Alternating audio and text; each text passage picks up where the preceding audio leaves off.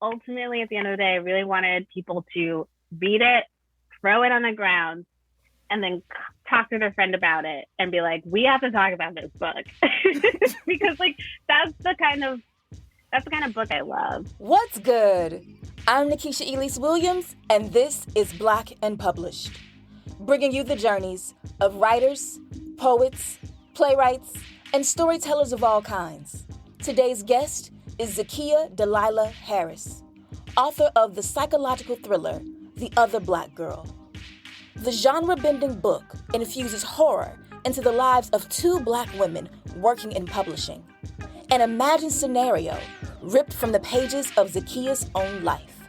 The real horror that I was first thinking about while writing this was of that horror of what if this Black person who's starting to work with me, who I think is going to be an ally, turns me down, does not want to be friends with me, does not have my best interest. Like, I find that personally horrifying. Zakiya worked at Penguin Random House for 3 years before embarking on the journey of writing her first novel.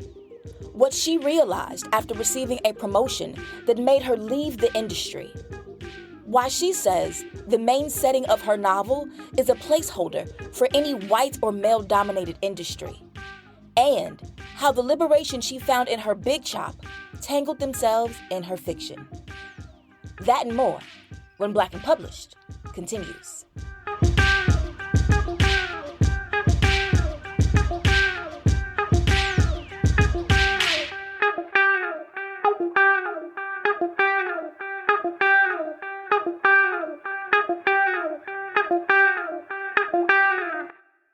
All right, so Zakiya, my first question is, when did you know that you were a writer?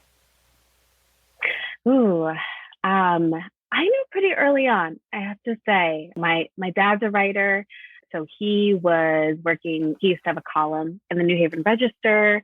I grew up in Connecticut, like my protagonist. But yeah, he was a writer, always has been. So being around that at a young age, I definitely picked up on that. But I also just loved to read. I was pretty shy.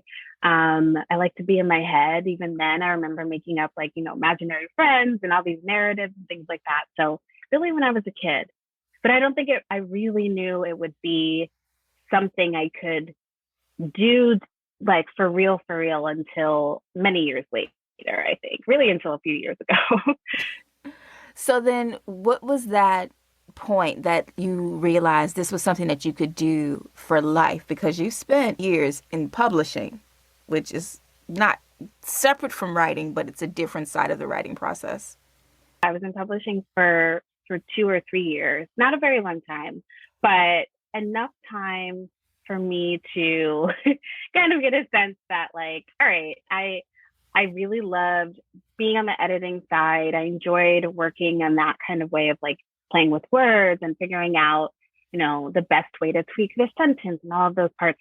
But I also, at the time when I was working in book publishing, was also writing reviews on the side. I was ghostwriting. I was just trying to stay in that world because before publishing, I did my MFA in nonfiction writing. And so I knew I would lose it if I didn't keep doing it. And so these two kind of sides were competing for a while for my time, and I was making it work until I decided to, I had the idea for this book right around the time that I had been promoted to being an assistant editor, which was supposed to be like, yes, I made it. I made it to the next level. Now I'm not just an EA, I'm an AE. And I was supposed to be ecstatic, but I remember being so sad about that because I was like, man, this means I now have to like put in the hustle. I have to do all the stuff that young people who want to work in book publishing, especially young people of color, like you have to hustle hard. And I knew I didn't want to give up my dream yet for that. I didn't want to be like, I wanted to help authors, but I wanted to help myself first, We appreciate your honesty about that. So I have two questions. I want to know, what is the hustle that you mentioned that, Black people in publishing have to go through to get to the next level? For me, the way I saw it, it meant being completely on it all the time, always having your feelers open, working on weekends, um, reading on weekends. In some cases, hopefully pulling in writers who you've seen on Twitter or writers you've seen on Instagram. Like, I mean, that's the way I would have possibly done it, of finding voices that hadn't been published yet. And that requires a lot of work and a lot of being in touch with the pulse, because there aren't many young people in those top editorial positions, at least what I was seeing. And there were very, very, very few women of color in those top positions. And I just feel like Black women working twice as hard. Like, we've heard this mantra so many times, but I also think to prove yourself in that space, you have to hustle even harder, because it's hard out there. And scarcity, there are so few spots. And yeah, you got to really want it. And I just didn't really want it. Okay. And so obviously you wanted the writing. So then from getting the MFA in creative nonfiction to writing a novel, what was that switch like? Because I imagine creative nonfiction is much harder. It's different. It's funny because I applied for both fiction and nonfiction for my program, and I got waitlisted for fiction and for nonfiction, which surprised me because I was like, I don't really do this ever. Like, I had taken a couple classes in undergrad that were really fun, and I enjoyed. Like, that required me to interview people and talk to people in a way I'd never had before, and I was really intrigued by that. And for a little while, I thought, okay, like, maybe this is my path. And so I did the nonfiction program and ended up loving it, loving the people that I met in the program, and airing out things about just like my childhood and things I'd experienced as a young Black woman growing up in a mostly white space in Connecticut, because I did come from this privileged and middle class background, but I still feel and have felt in these ways constrained, whether it's like about my hair or about how I talk. And so I started writing these essays during my MFA. Never did anything with them though, because when I finished my MFA, I was 21, 22, I believe. I was young enough where I was like, I know I need to like let these things simmer and sit and have a little bit more time to process and think about publishing them later. And then when I had this idea for the novel, though, I'd just thrown out another novel that I would written so many pages of, but just couldn't get to work. This idea for The Other Black Girl came into my head.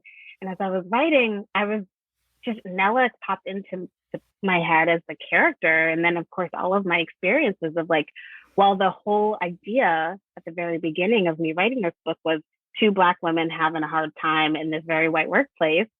I was like, well, why? And I knew all the reasons why that might happen, because of everyone watching them, because of the pressures that Nella feels to perform a certain way with Hazel versus with her white coworkers. And so it just really came natural to kind of pull from a lot of these pieces I've been writing before, and also poke fun at them, and all the different conversations about being Black and why it's ridiculous that like we oftentimes are like, oh, that's not truly Black, or like those kind of things. But it's also like, where does that actually come from? Like, why do we think that way? All of those are conversations I've been having. I want to get something clear, because you have in the opening of the book an epigraph of a quote from Tanner Dew. So is The Other Black Girl supposed to be horror? It's a blend of things, I say. Yes, I think it's horror, but in the way that like we're living in horror right now, I mean, always have, especially as Black people, just thinking about these last couple weeks, and last 2 years and last decades. But the real horror that I was first thinking about while writing this was of that horror of, what if this Black person who's starting to work with me, who I think is going to be an ally, turns me down, does not want to be friends with me, does not have my best interest. Like, I find that personally horrifying. So I was really playing with that idea. But then, of course, as I kept going, it's like, okay, again, of course, institutions like publishing that have been historically very white have historically kept people who cannot afford to work there, which oftentimes happens to be people of color, out, the gatekeeping, all of that is horrifying when you've, like Nella, spent all of this time playing by the rules and you're not getting what you deserve. And I feel like that's been what we've been getting for the last 400 years. Like, we have tried so many times, so many different ways to go with the system, and the system's clearly rotten at the root, And so I was like really getting into just this idea, all the different ways Black people have been living this horrifying life here in this country, but also the ways we've been depicted in horror movies. And I feel like now there's really a fun reckoning happening in literature, in movies and TV, where like we're getting to reclaim the narrative of horror and actually be like, no, you know what? This is actually really horrifying. Like, we don't have to make up things. Like, this is actually true. Although there are made up things in this book, obviously. Yes. There are made up things in the book, but then there are also parts that read very almost autobiographical and then very true to life. There's a line that you have on page 32 where you're like imitating this publishing meeting, marketing room, something like that. And it's like, didn't we publish this book by that Black writer just last year? Which made me wonder, then, you're writing this book, you've worked in publishing, and as much as this is fiction, the novel is really an assassination of the publishing industry.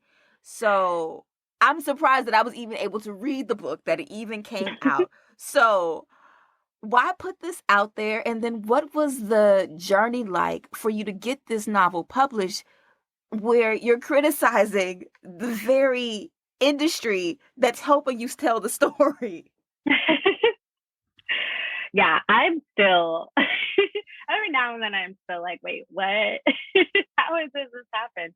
Yeah, I mean, it's funny because when I started writing this, very, very beginning, I had the idea of Mel and Hazel, but I definitely told myself, like, but it's not going to be publishing, though. Like, publishing will be a placeholder. I'll change the industry. Like, I could change it to something else.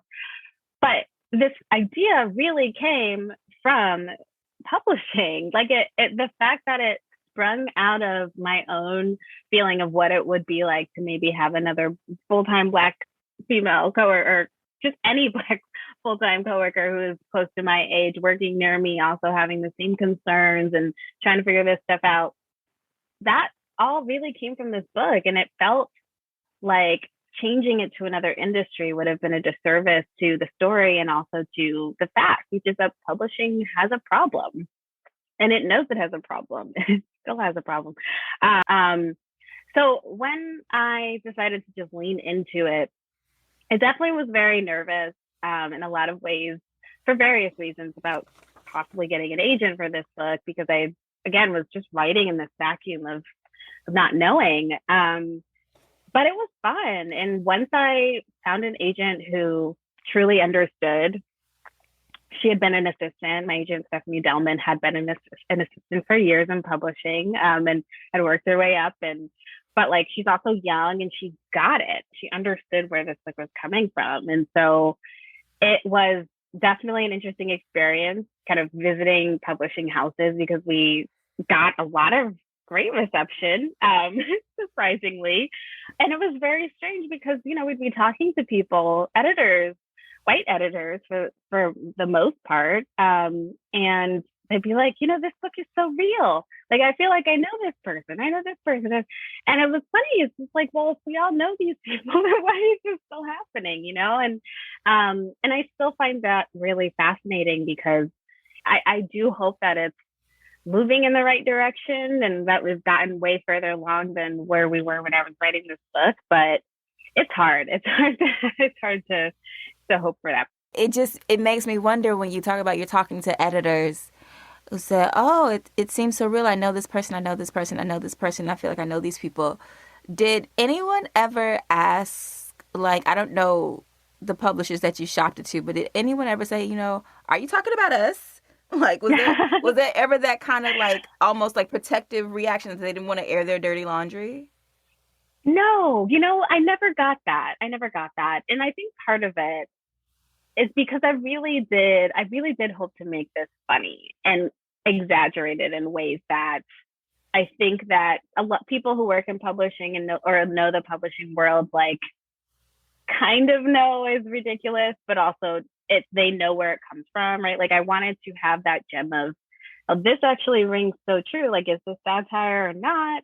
Because I think by putting my own past job on blast in that way didn't feel productive.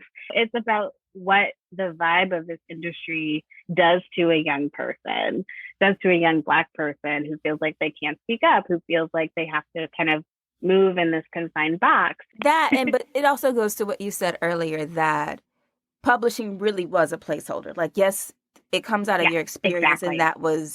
but that could be any industry that's white and male dominated, which is every industry. It could have been So Silicon many. Valley. It could Mm-hmm. have been my former industry, which was television news. It could be Oh, yeah. anything. So Mm-hmm. as much as it was specific, it was also universal. So I really enjoyed that about it. So Thank since we're you. here and we've talked about the journey and the book, and I just have questions about the book because I read it. Mm-hmm. Let's do the reading, and then we'll Yeah. get to all of my questions of how you bent my mind, and I don't appreciate it. Sounds great. Sounds great. Black and Published family, it's time for the reading. The other Black girl follows Nella Rogers, the only Black editorial assistant at Wagner Books, until Hazel May McCall shows up. Nella thinks she's found a friend, but as the story unfolds, she learns that she's just a pawn in a plot that goes back decades. One that forces her to decide if she wants to save herself or succumb to the forces and pressures around her. Here's Zakiya. I'll read from chapter 1, which is the very first part of this book I ever wrote, and really didn't change much. Chapter 1, July 23rd, 2018, Wagner Books, Midtown, Manhattan. The first sign was the smell of cocoa butter. When it initially crept around the wall of her cubicle, Nella was too busy filing a stack of pages at her desk, aligning each and every one so that the manuscript was perfectly flush. She was so intent on completing this task, Vera Perini needed everything to be flush, always, that she had the nerve to ignore the smell. Only when it inched up her nostrils and latched onto a deep part of her brain did she stop what she was doing and lift her head at an interest. It wasn't the scent alone that gave her pause. Nella Rogers was used to all kinds of uninvited smells, usually terrible ones. Since she was merely an editorial assistant at Wagner Books, she had no private office and therefore no walls or windows. She and the other open space assistants were at the mercy of a hard-boiled egg or the passing of gas. They were often left to suffer the consequences for what felt like an hour afterward. Adjusting to such close proximity had been so difficult for Nella during her first few weeks at Wagner that she practiced breathing through her mouth, even when it wasn't called for, like when she was deciding between granolas at the grocery store or when she was having sex with her boyfriend Dylan. After about 3 months of failed self-training, she had broken down and purchased the lavender reed diffuser that had the words "Just Breathe" scrawled across its front in gold cursive letters. Its home was the far corner of her desk, where it sat just beneath the first edition of Kindred that Owen had given her shortly after they started dating. Nella eyed the gold foil letters and frowned. Could it have been the lavender diffuser she smelled? She inhaled again, craning her neck upward so that all she could see were the gray and white tiles that lined the ceiling. No, she'd been correct. That was cocoa butter, all right. And it wasn't just any cocoa butter. It was brown butter, her favorite brand of hair grease. Nella looked around. Once she was sure the coast was clear, she stuck her hand into her thick black hair and pulled a piece of it as close to her nose as she could. She'd been proudly growing an afro over the last 3 years, but the strand still landed unsatisfyingly between her nose and her cheek.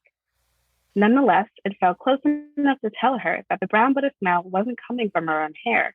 What she was smelling was fresh, a coat applied within the last hour or so, she guessed. This meant one of two things. One of her white colleagues had started using brown butter, or more likely, since she was pretty sure none of them had accidentally stumbled into the natural hair care aisle, there was another Black girl on the 13th floor. So I'm glad that you started with the first chapter, because I don't think I've ever entered a book through smell and cocoa butter is so specific, especially in the Black Mm-hmm. community. Like, when you smell cocoa butter, like, somebody lotion Mm-hmm. today. Yes. So then, why did you want to ground readers in this specific cultural aesthetic to start your book? I love that question. This is the very first scene that I wrote of this book. And I wrote it while I was sitting at my cubicle still. I was still working in publishing. So it really came out of me imagining what it would be like to literally have this other presence come in. And I'm like, wait a minute, because it's such a very specific feeling, right? Of working in an office that we don't necessarily have as much anymore, I guess. But I remember what that feeling was like when you would just know who is around by who's walking around, what footsteps you hear, what cough you hear, right? And so there's an intimacy, but also there's the separation. And I felt like it would be really fun to see someone literally sniffing out companionship at the office. And that tension, I thought would be a nice way to set up that dynamic that happens later with the two of them. Yeah, you got us all. um, so with that being the entry point, and then hair plays a big role throughout the novel. I mean, even though that was chapter 1, it has a prologue and an opening where there's this person that we don't know. We come to find out is another essential character in the book who's can't stop scratching her scalp and all of those things. Why was hair the point where you wanted to weave the story and create like that horrifying reality, but then also to, I guess, distinguish each character's personality as well? For me personally, my hair has really affected a lot of my feelings about myself, my feelings about my Blackness. When I was younger, I mentioned I grew up in this very white space. And so for a lot of my young life, I really wanted to have straight hair, like all my white friends, like kind of all like my Black Barbie dolls at the time. Like everyone had that straight hair, and I wanted that. And I did that. I relaxed my hair for over a decade. And it got to a point where once I'd moved to Brooklyn, a lot of different things were going on. A lot of protests were going on. I was doing my MFA. I was getting in touch with this voice that I hadn't used while writing my personal essays and things like that. And I saw this documentary about the Black Panthers, and I saw Kathleen Cleaver talking about why they wear their hair natural. And I was just thinking about, why have I not been wearing my hair natural for all this time? Like, I don't even know what's under there, And so at some point after that, I ended up just doing the big chop, cutting it all off in a barber shop. And it felt so good. And I felt so connected to myself and my Blackness in a way I'd never felt before. So anyway, I was imagining that for Nella and how that affects her feeling about herself, the life that she shed before she was living in New York, before she met Malika, before she really came into her own. And now she's excited that she has discovered that about herself and thinks, cool, this will be a bonding way, like a bonding moment for me and Hazel. And it does in a lot of ways, but then it doesn't. And so I really wanted to have that in there. I think the natural hair movement has been amazing. But I also think like there are still stigmas. There are still these kind of judgments we make about one another, even if we're not realizing it, about like, oh, you're natural, like Nella sees Hazel, you're natural too in this white space. Like you must have the same beliefs as me. And it's like, that's not the case. We obviously all have our own opinions. Our hair doesn't necessarily have anything to do with it. But there are these ties and these signals that we do give off to one another about who we are, and we're like, and we make interpretations, and those interpretations might not be right. So it was really also questioning my own preconceptions about natural hair and like hair in general. And so it was fun to poke fun at that, if that makes sense. So embedded in the book is like this mystery of what happened to like this dynamic duo, author editor relationship, Kendra Ray Phillips and Diana Gordon. So in crafting them and talking about Burning Heart, which is the fictional novel that was like this runaway bestseller in the 80s that got the movie and the musical treatment, were you trying to pay homage, of course, to Alice Walker, but then also like the relationship between maybe Toni Morrison and Lucille Clifton, or Toni Morrison and Angela Davis, and her time at Random House when Mhm. publishing did start to open up to Black writers because Toni Morrison was there as their editor?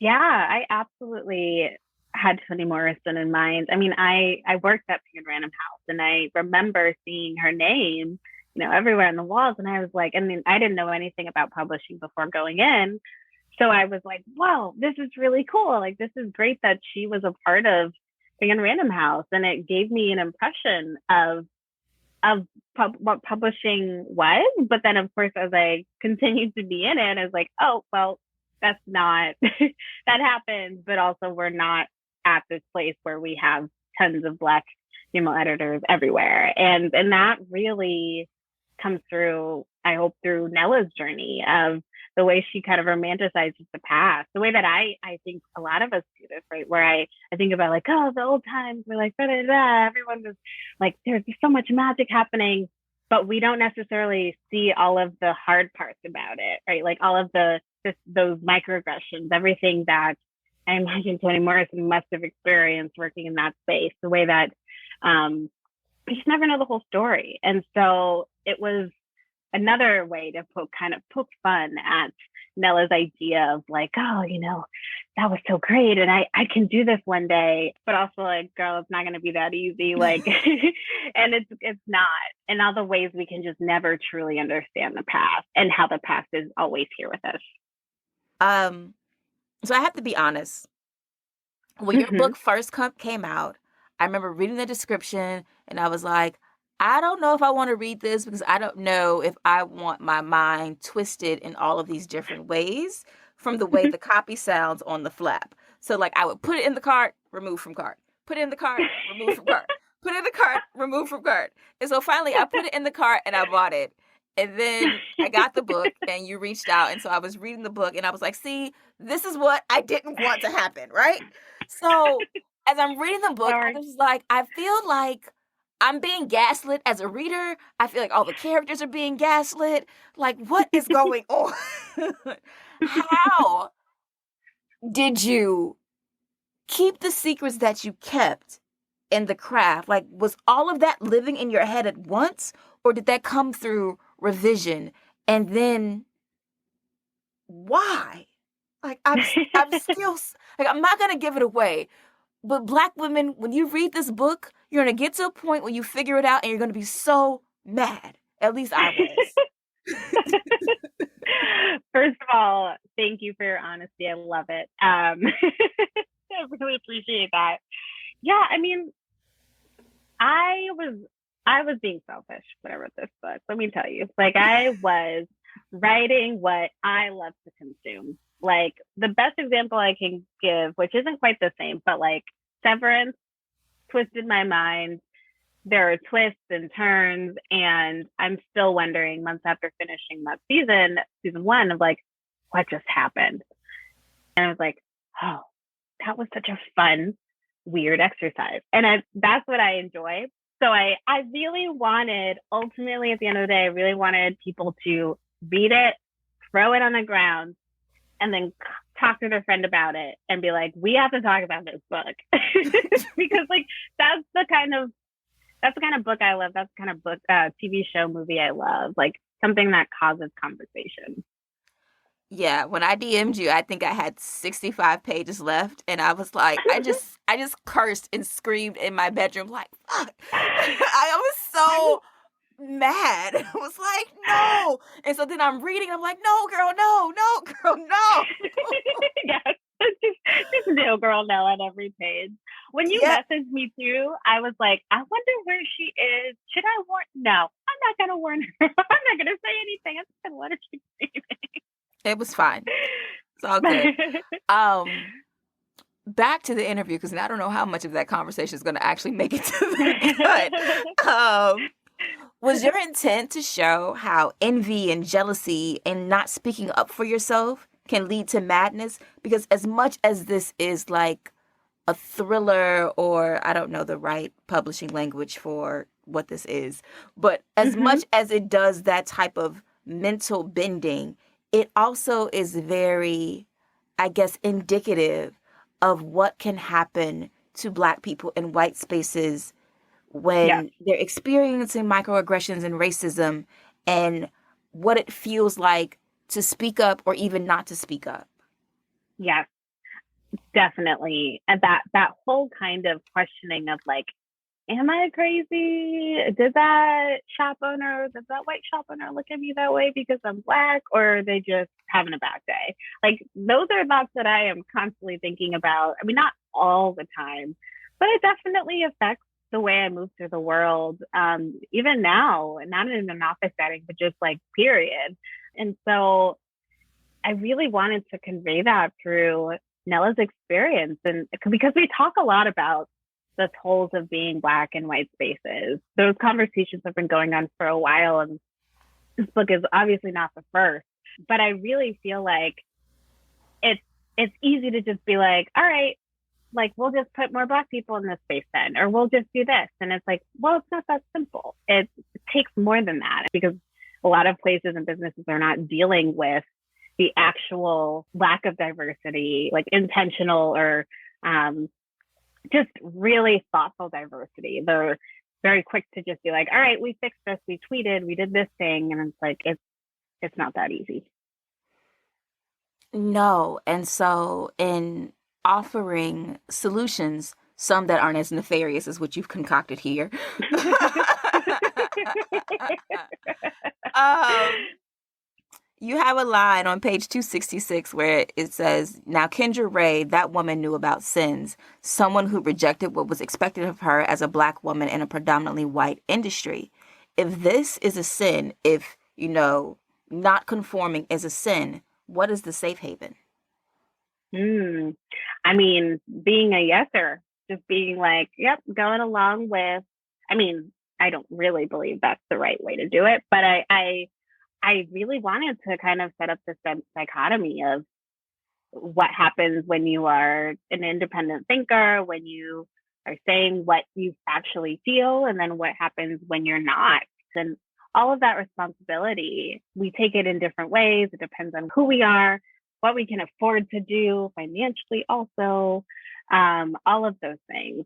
You had mentioned Hazel and Nella, and how one feels, oh, they like her better than me now. And there's a line about, the promises that were broken that she owed her just by being another Black girl. What do you think are those promises that Black people owe to each other, or that just people of color owe to each other in, a white working space?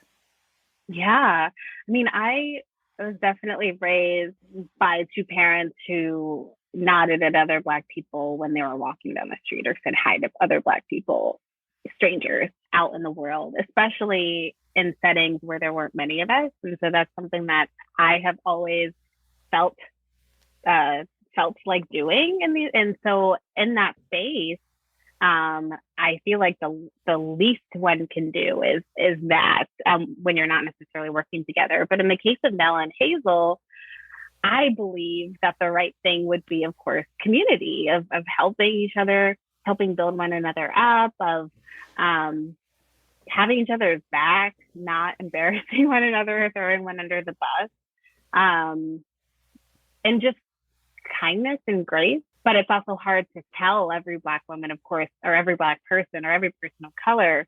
You need to constantly be on the lookout for your sisters and brothers and your people, because it doesn't work that way. I know everyone doesn't operate that way, and I think, though, a lot of this could be solved if, like I was saying before, there were honest and true diversity in the actual institution itself. Really making sure that you are hiring from different spaces, but that there are also people at the top representing not just white men. I think that kind of visibility will make people feel especially Black people, feel like we can be individuals. Like we don't have to constantly be in comparison with someone else. Like we can just be ourselves. We're not supposed to represent the whole race, but unfortunately, I still feel like we feel this pressure that we are representing everybody. So then with that said, everything comes to a head in one epic confrontation. And it reminded me of that scene in Black Panther when T'Challa and Killmonger are fighting and they're having that having their conversation.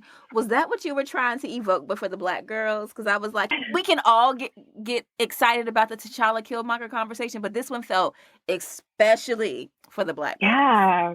I actually, that's the first time anyone has ever brought that up to me. I started writing this book after running into another Black woman in the bathroom, having that moment of like, who are you? I don't know you. And like, we never talked. And I kind of like was trying to like catch her eye and nothing happened. So the bathroom kind of had a symbolism for me, if you will. But I had read Passing by Nella Larson the year before or earlier that year when I started writing this. And there are those moments between them where it's like they know this thing about one another, but nobody else around them knows it. And I think that tension is so fun and also so scary and just rich. And so that's really where that ultimate scene came from. Yeah, because women own the bathroom, one, but for Black women especially, it's where it's like where we go to reset ourselves or take ourselves apart or put ourselves back together. So that confrontation there had a lot of symbolism. I really love that. And one last question on the book. Did you name her Nella after Nella Larson? I did. I loved that name. And it just came out so smoothly when I was writing.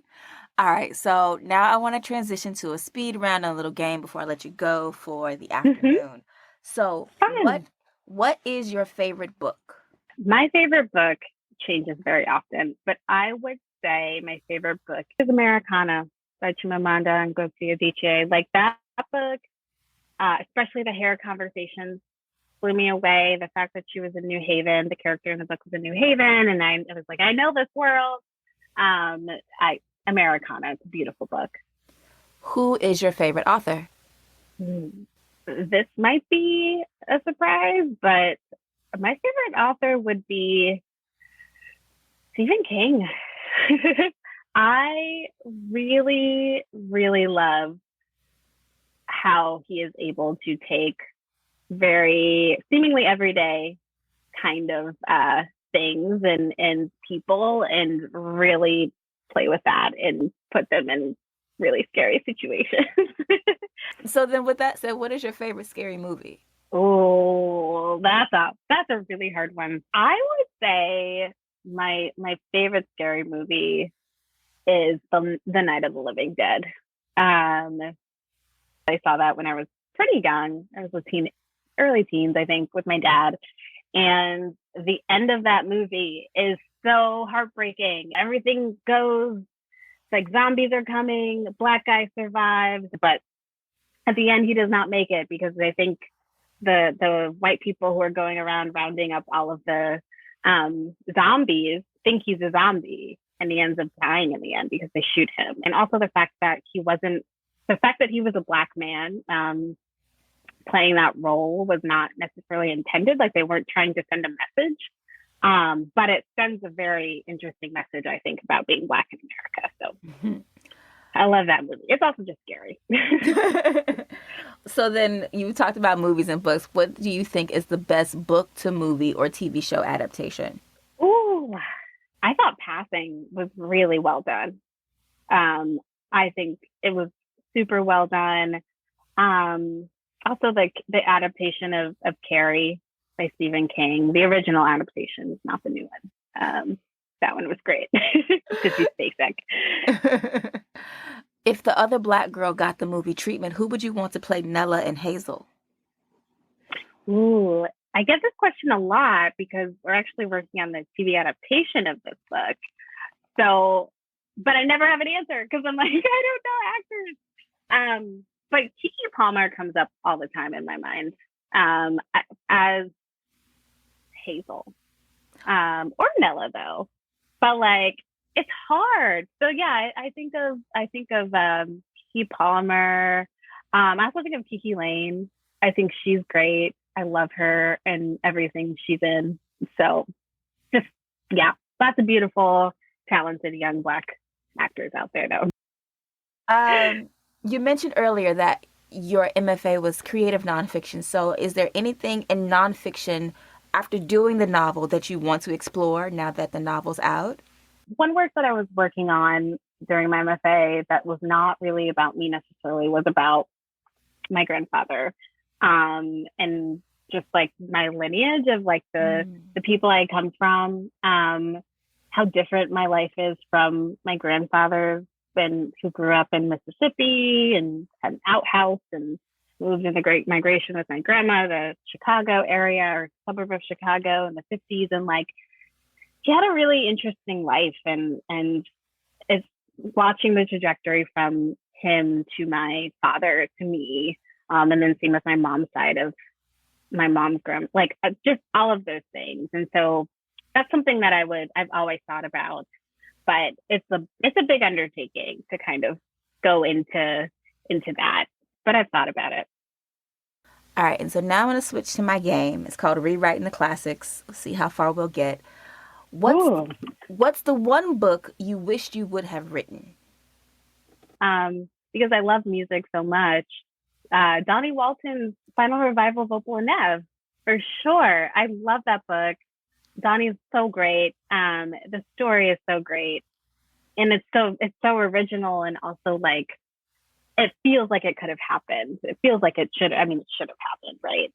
So yeah. Name one book where you want to change the ending, and how would you do it? Oh. I think of Passing is the first thing that came to mind. And I know the ending, actually, I believe the ending changed or was published with a different ending at one point.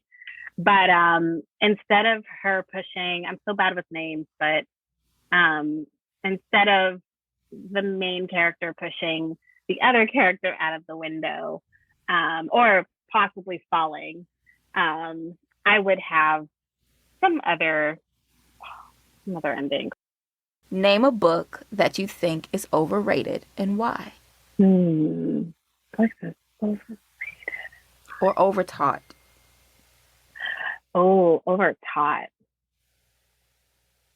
That's a good one. Okay. I'm going to say that this one's not overtaught, but I think that we should read other things by this person, which is Lorraine Hansberry. I think A Raisin in the Sun is so good, but Lorraine Hansberry has so many other work that she had been working on, and correspondences and things like that I think are a lot of people should know about. I'm not saying A Raisin in the Sun should be not taught. I'm saying that there should just be more. The Sign in Sydney Brewston's Window. She's written a children's story before. There's just so much. So I would say that. That's my political answer. All right. So my final question for our interview today.